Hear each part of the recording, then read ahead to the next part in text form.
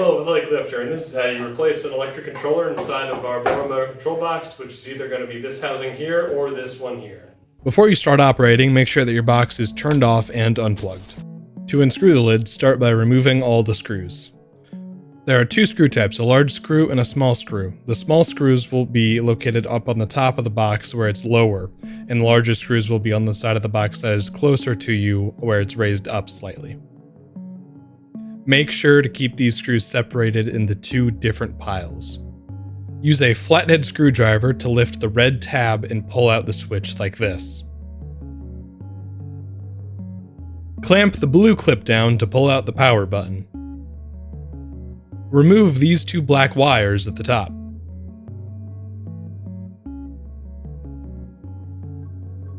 Unscrew the 4 screws with your screwdriver and put them into a separate pile from the other screws.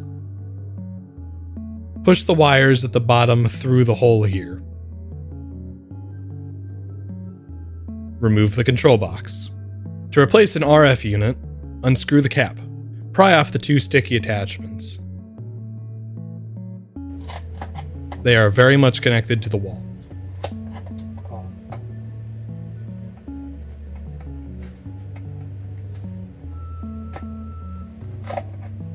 Pull off only the green and the black wire from the terminal. Make sure to remember which one goes where.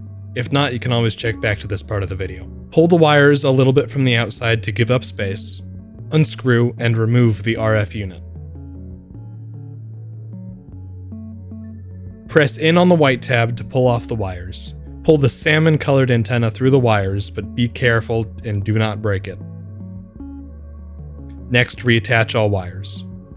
Clip the wire holder back on, and while you're doing this, make sure that no copper is showing. Now screw the box back in. Reconnect the wires while making sure that the green wire is on the outside like it was before.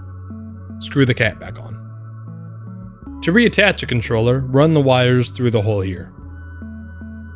Screw the box back in. Before you screw the box fully back in, make sure that no wires are clipped between the edges as this damages them. Tape the antenna on the right side of the box here. It is very fragile, please be careful. Clip in these 2 black wires on top.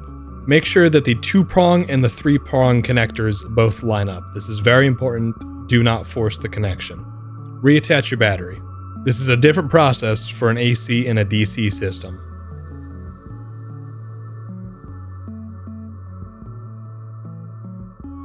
For a manual system, move the wires out of the way. Screw the cap back on, make sure the wires are in the right place, and do not use an impact drill. Hey, thanks for watching, and for more information, please visit our website, which is the top link in the description.